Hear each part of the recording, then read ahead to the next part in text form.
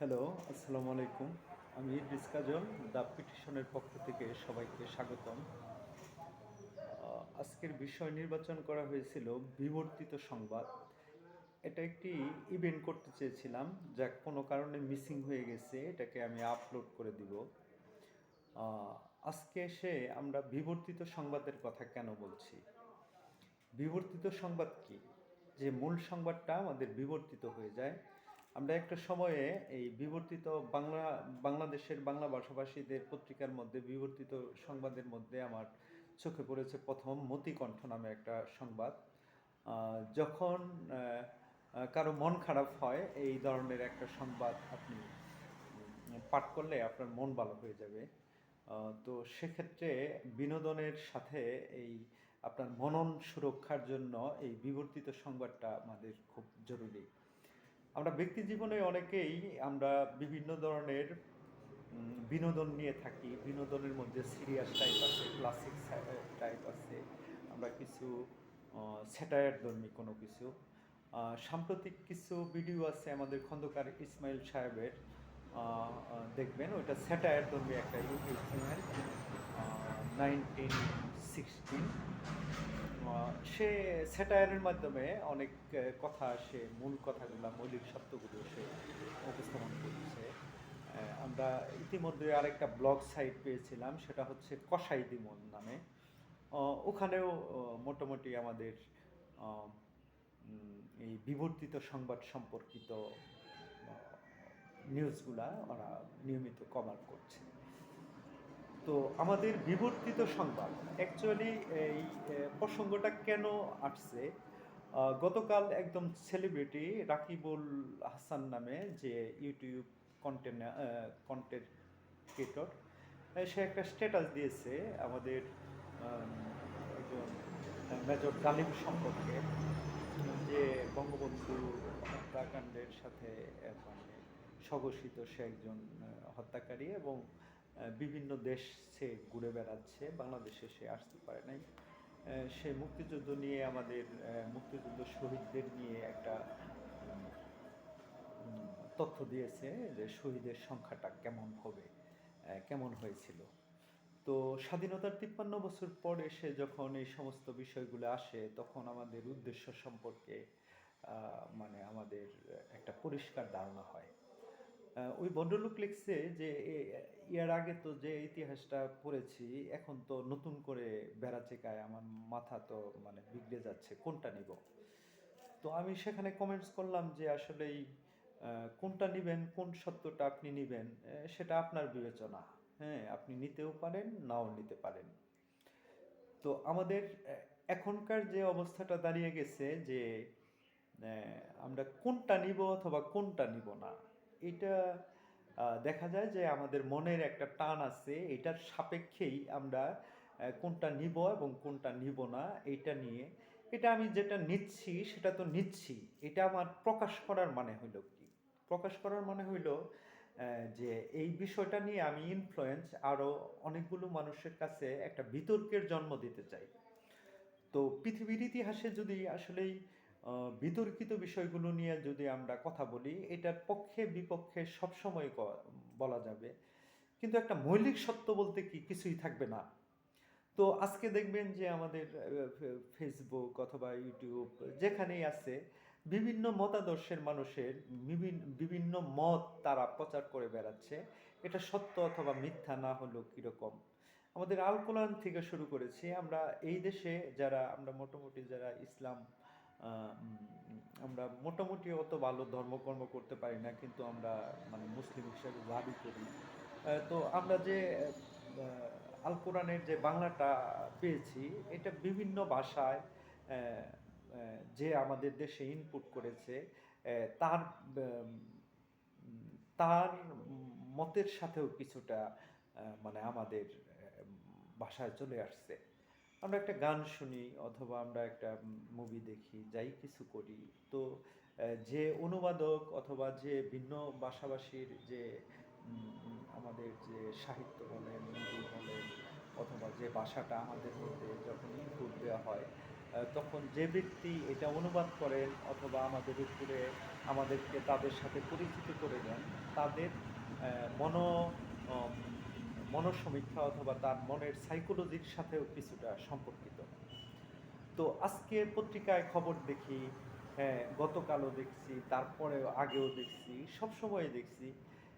সব পত্রিকাগুলো দেখা যায় যে একটা বিবর্তিত সংবাদ, সম্পূর্ণ সংবাদ প্রকাশ করে না। আজকে যারা ক্ষমতায় আছে অথবা গতকাল যারা ছিল অথবা সামনের বছর যারা থাকবে, তো এদের মধ্যে এটা কি এরকম একটা বিষয় যে সত্যটা যারা ক্ষমতায় থাকবে তারা সব চেঞ্জ করে দিবে, এরকম কি? না, সত্য আসলে চিরকালই সত্য থাকবে? তো বিবর্তনের যে বিষয়গুলো, যে আমি যে কথাটা বলছি এটা আমার উদ্দেশ্য এবং আমার লক্ষ্যের সাপেক্ষে। এখন আমি ধরেন একটা রাজনৈতিক দল সাপোর্ট করি, তাকে জয়ী করার জন্য আমি অনেক মিথ্যাচার করছি, অনেক বিবর্তিত কথাবার্তা বলছি। আমার উদ্দেশ্যটা হচ্ছে তাকে জয়ী করা এবং তাকে পরাজিত না করা। তো আহ, আমি যে তাকে পরাজিত করতে চাচ্ছি না, তাতেই কি সে জয়ী হচ্ছে? এরকম কি বিষয়টা? আমরা আসলে আমাদের পরাজয়, যাকে জয়ী করতে চাই, সে জয়ী করার যে ইচ্ছাটা আমাদের, এটা এই ইচ্ছাটাই মূলত যে পরাজিত মানুষ তাকে জয়ী করার ইচ্ছাটাই মূলত আমাদের এক ধরনের পরাজয়। এটা আমরা বুঝতেও পারি না। তো বিবর্তিত সংবাদগুলো আসলে আমাদের বিবর্তিত সংবাদই হচ্ছে। মানুষ ভালো কথা শুনতে চায় না। এখন আপনি দেখবেন যে আমি হ্যাডাম দিয়ে একটা কথা বলতেছি, এই তরে এটা করবো সেটা করবো, হ্যাঁ, তখন দেখা যায় সবার ভিতরে একটা জোশ চলে আসে। কিন্তু আমাদের মৌলিক সত্যের ব্যাপারে আমাদের খুবই উদাসীন। কেন এটা? গতকাল আমরা একটা ম্যাগাজিন করার জন্য একটা বিজ্ঞাপন দিয়েছিলাম ফেসবুকে। সে আমাদের একজন পথিতযশা এবং খুব আধুনিক একজন কবি। সে এসে বলল যে আমাদের কি সম্মানী দেওয়া হবে কিনা। তো একটা সম্মানী দেওয়া কিভাবে হবে? আমরা তো উম, ব্যবসায়ী না। তো এখন আমরা ব্যবসায়ী না হলে, আমরা যদি বিজ্ঞাপন প্রচার না করি, পুশিং সেল না করি, তাহলে আমাদের উদ্দেশ্যটা কি? আসলে আমাদের এই সমস্ত বিষয়গুলো আমাদের জীবনের সাথে, আমাদের বাস্তবিক জীবনে আসলে কিভাবে কাজে লাগতে পারবে? অ্যাকচুয়ালি আমরা যখন একটা বাণিজ্যের চিন্তা করব, সেখানে মৌলিক সত্যগুলো মানে প্রশ্নের সম্মুখীন হয়। আমি একটা বিনিময়ই করলাম, ধরেন আমার পত্রিকায় আমি একটা বিজ্ঞাপন প্রচার করলাম অথবা আপনার একটা পেইড ভার্সনে আপনার যে কোনো কিছু আমরা একটা বিজ্ঞাপন আকারে প্রচার করলাম, তাতে এটার ভিতরে যদি আসলেই আমাদের আহ, মানে অর্থনৈতিক উদ্দেশ্যটাই প্রধান থাকে, তাহলে তো আমরা কাজ করলাম না। তাহলে আমাদের কর্মটা কি?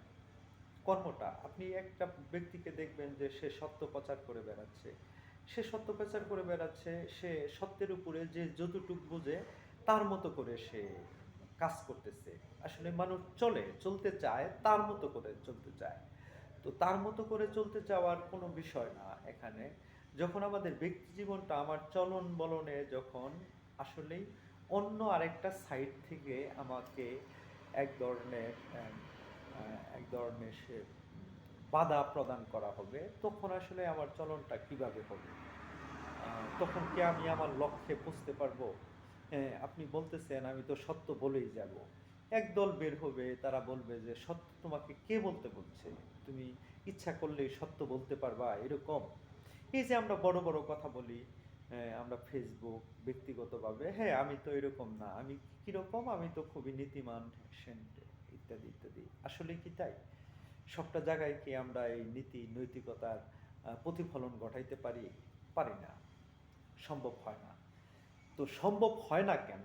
এই সম্ভবপর হওয়ার জন্য আমরা কি কখনো ভেবে দেখেছি যে আসলে সম্ভব কেন হয় না? সম্ভব হয় না কারণ আমাদের চিন্তাগুলো আসলেই বিচিন্তা। মানে চিন্তার উদ্দেশ্য এবং লক্ষ্য এক নয়।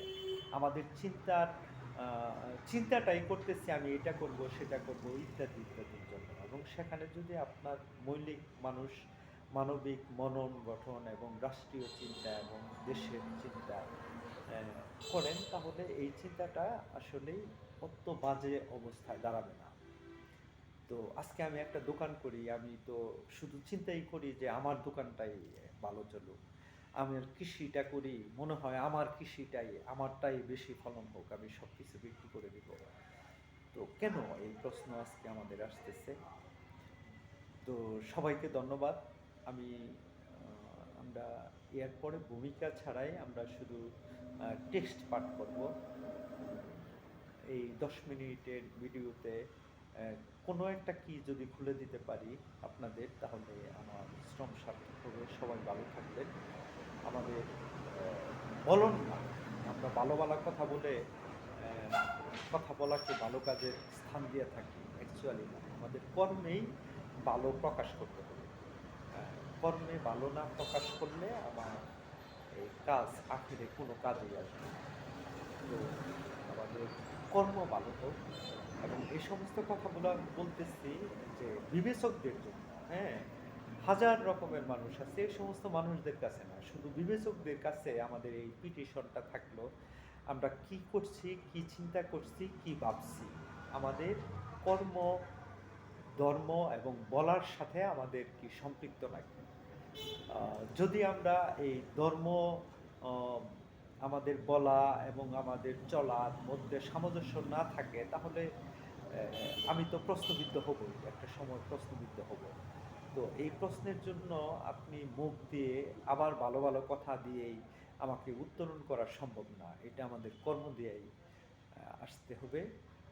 Thank you. আবার আমাদের দেখা হবে। খোদা হাফেজ।